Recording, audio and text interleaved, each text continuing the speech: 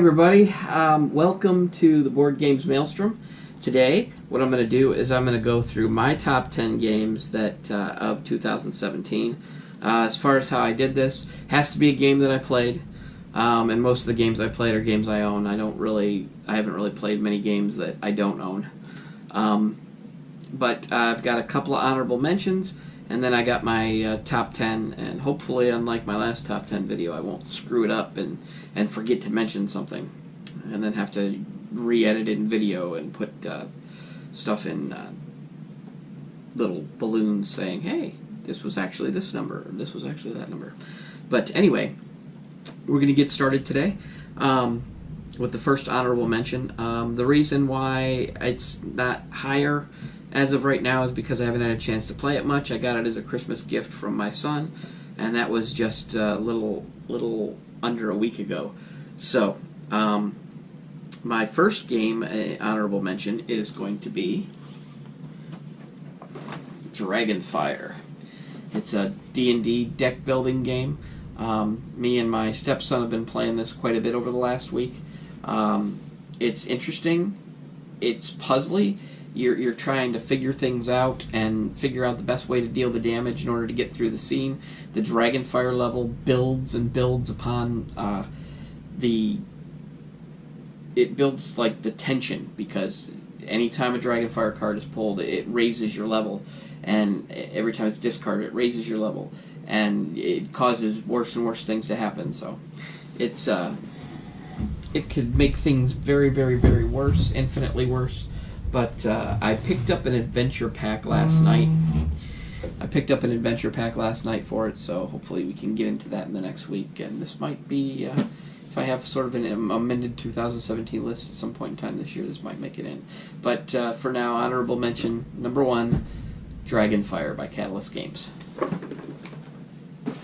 Honorable mention number 2 is a game that I received as a review copy from Tasty Minstrel. I haven't had enough time to play this. I haven't gotten my video made on how to teach my wife how to play this yet, and that is coming. But it's a worker placement game for 2 to 4 players by Tasty Minstrel Games, and that game is Harvest. Very cool game. It's kind of got that harbor look, only it says Harvest, but very good worker placement game. A lot of options. You can check out my video review on the channel of this, but it's a great game. Check it out, definitely. Alright, now we're going to get into the list, and the list begins at number 10. Number 10 is a game that I picked up earlier this year. I put it on order at my local game store, and I picked it up, and it's kind of a reversal of roles from this genre of what you normally do.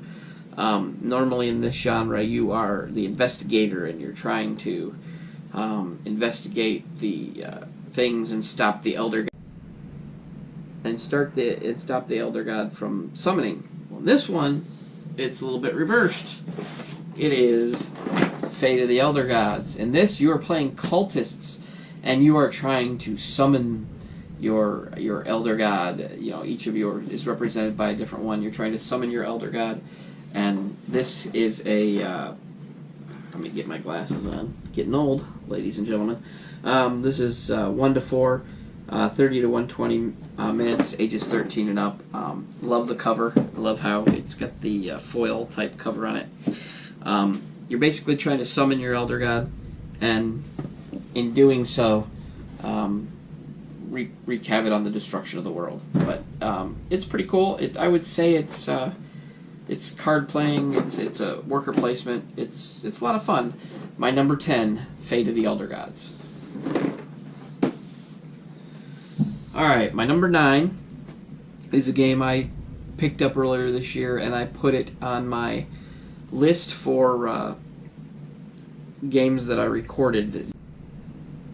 I did a playthrough from this game earlier this year, so if you want to check that out, you can. It's on the channel. But it's kind of a grim subject, but it was very unique. Nobody really takes control of a single character. The group kind of makes the decisions for all the characters depending on, as it goes around the table. It's a grim setting, but it's very thematic, and it does it in a way that no other game really has up to this point that I've played, and that is This War of Mine. It's recommended ages 18 and up because it is pretty grim. There's definitely things in here that you wouldn't want young children to see. And this game is, let me see, hopefully I don't butcher their names, but by Michael Oraz and Jacob Wisniewski, and put out by 11-Bit Studios. And it's an amazing game. It's made after a computer game, of course. I'm sure a lot of you have played that computer game before, but I never have. And when I played this, I was very impressed with how it played. I did die in my few times that I've played it, but I don't know if anybody really survives in this. So anyway, my number 9, This War of Mine. Alright, my number 8 is something I got at Origins this past year. I actually got to speak to the designer. He's a really great guy. I purchased it, and I got lucky because it was a Kickstarter edition, and it had metal coins with it, and I love metal coins. That always enhances the experience if you got these nice tangible metal coins instead of pieces of cardboard. But that game that I did pick up is, and I'm going to have to do some shuffling here because I've got them kind of away from me, and that game that I picked up was Near and Far. This is a game that both me and my daughter enjoy. I've gotten my son to play it once, but not that many times. But this is a story game. It tells a story as you go through it. People that are at your table will read you your part of the story. You make the decision. It's very, very, very similar to Above and Below if you've played that. I do have that game. We do enjoy that game. But this is very innovative, very fun. Red Raven Games, Ryan Lockett, Near and Far. And that is my number 8. Number 7 is a game I got a few months back. I've got it to the table quite a bit over the last few months. This is also used to be a video game. This is the first time I've ever seen a board game mimic what it's like to do a role-playing game on the computer. It's got a special system that, and the game, of course, we're talking about is Fallout. It's got a special system where the way you level up, the way you go along your character board, is slowed the more experience you get, and the more perks you get, things you get. The more things you get, you're more experienced, and you get to. This is put out by Bethesda. Sorry. It slows down as the levels go on. So basically, if you've ever played an RPG game on the PC, you gain those first few levels very, very quickly. And then as the game goes on, it becomes longer and longer in between gaining a level. Well, this simulates that, and I've never seen that before. It's also mimicked very well the going on quests and doing things and completing things, and the cards are set up to tell a story, and you can go through the story the way you want to go through it. You can pick and choose and do what you want to do, but this is a fantastic game. 1 to 4 players. It's post-nuclear board game, apparently, by, oh my goodness, my eyes are bad, by Fantasy Flight and Bethesda. And if you like this sort of thing, by all means, go pick it up. It's a great game. I'll probably be doing a review, and that kind of spoils it a little, but we'll get that in. My number 7, Fallout. Alright, number 6 is a game that came out at, I believe, Gen Con. And I didn't get a chance to go to Gen Con. I'd like to remedy that this year, but it's a game that came out around that time, and it was, I remember there was a big hullabaloo because they said it was like a secret announcement on Wednesday of Gen Con, and a bunch of reviewers did like reviews, and they did a little hype on it, and a lot of people were angry because they thought that it wasn't, good enough to be like this big announcement. But I've played it. It's a lot of fun. It's completely different from its predecessor. It is like a part 2 more than a sequel, which I guess is kind of like saying the same thing. But this isn't an expansion or an add-on or anything like that. The game, of course, I'm talking about is the 2 to 4 player game by Renegade, Clank in Space. It makes you go deeper into the area that you're going into to pick up the artifacts you're going to go pick up. There's a lot of different things. There's cubes that now, if they get pulled out of the bag, they hurt everybody instead of just a single color. Along with, in the original Clank, you had the cubes that didn't hurt anybody. If they got pulled, it was just, the dragon cubes, but now I forget his name in this. It's some evil guy that you're trying to rob. But, a lot of fun, a lot of good. It's probably the first game I ever saw. Its predecessor was the first game I ever saw that integrated deck building into a board game instead of just being the game itself. So, and I love deck building, and so this kind of caught my eye when I got it, along with the original. And great game. This is my number 6, Clank in Space. Alright, my number 5 is, they say it's a reprint, but I haven't been in board games long enough to know it's what it's reprinted from. But I got to play it with the family, and it's a good family game, number 1. Number 2, it's a racing game, and of course I'm talking about Downforce by Restoration Games. It's ages 14 and up, 3 to 6 players, 30 to 45 minutes. And it pretty much does keep to that. The designer's name is Wolfgang Kramer. It keeps to that. It's very fast turns. It simulates racing, and your car doesn't have to win. Because you bet at 3 different stages during the race on what car is going to win, and you get points based on that. At the beginning of the game, you bid on cars.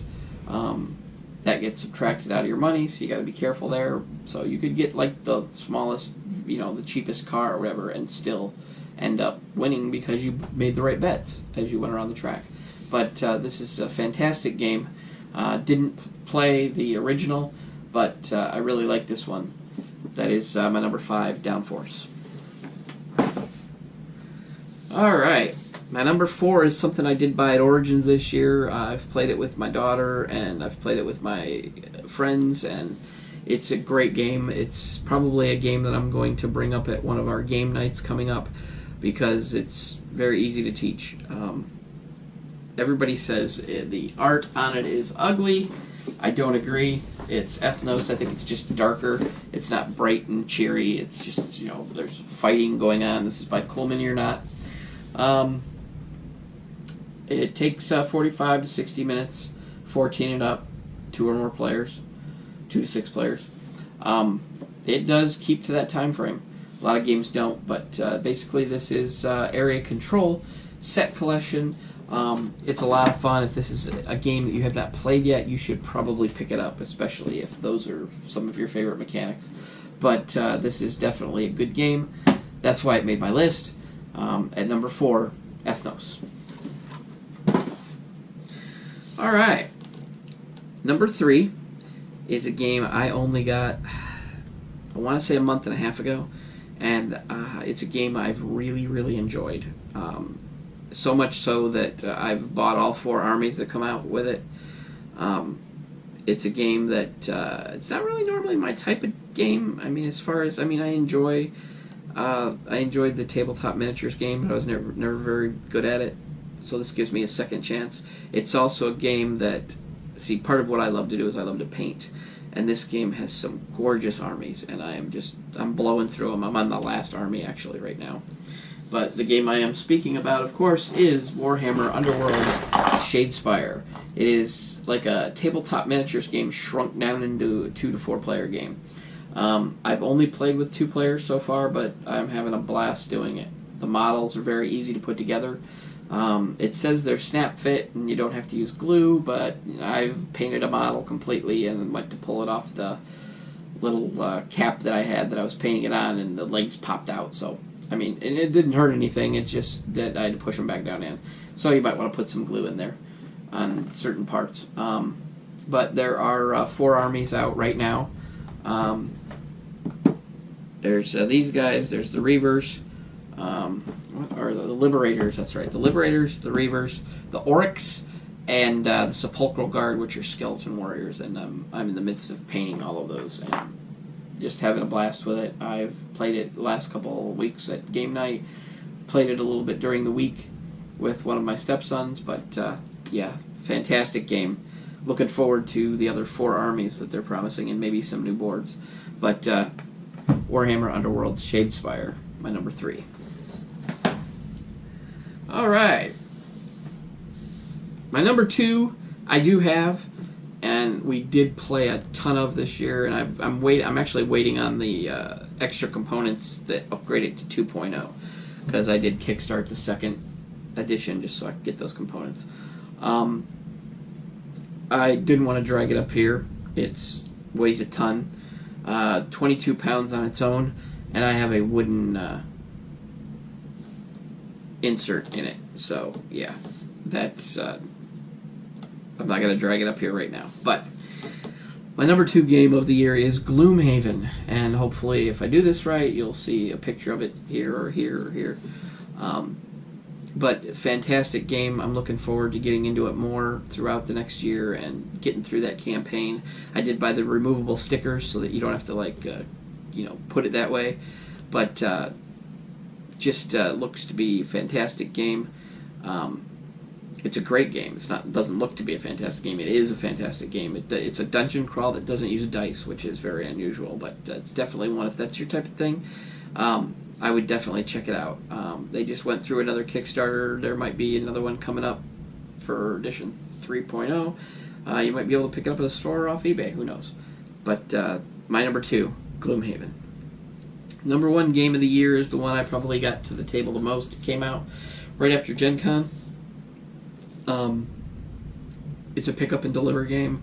It's set in the post-apocalyptic universe, and that game I'm talking about is, of course, Wasteland Express delivery service. This is by Pandasaurus Games. I did a no meeples required segment on this. If you want to go check that out, it's 2 to 4 players. What did it say? 60 to 120 minutes, 13 and up. A lot of fun. This has one of the best insert solutions without having to purchase an insert I've ever seen, and fantastic game. I recommend it, highly recommend it. Not sure what's going to be on my list next year, but this is definitely number 1 for this year. I want to thank everybody for stopping by the Board Games Maelstrom for my top 10 list for 2017. If it's something that you enjoyed, by all means, please like and subscribe below. Really appreciate it. Trying to get my name out there. I'll be covering Origins again this year, so all 4 days that it runs, I'll be there. So thanks for stopping by, and I'll see you next time. Stay safe. GoPro, stop recording.